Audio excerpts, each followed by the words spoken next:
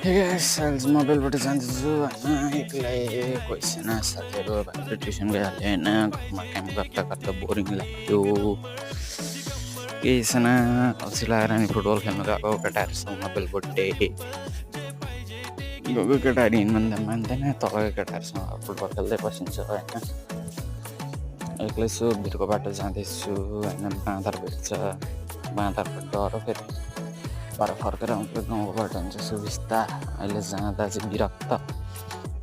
के गर्नु छैन जिन्दगी जिउनु परेको छ एक्लै जीवनमा के गर्नु यस्तै हो हालचाल खेल्न जानु परेको छ फुटबल केटाहरूले बोलाउँदैछ फेरि के भयो छैन मसँग एक्लै जानु